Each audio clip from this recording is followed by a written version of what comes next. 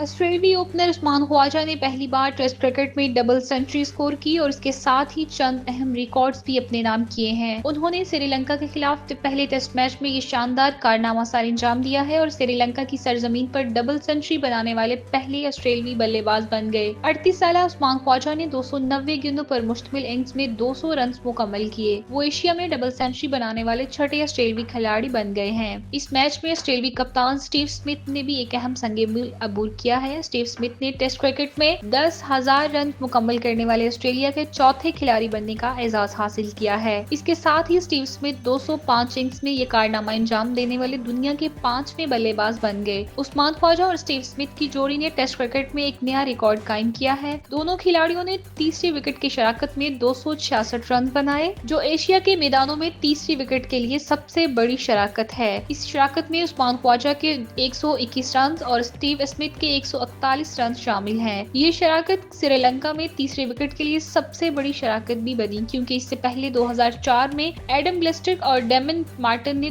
200 runs کی شراکت بنائی تھی۔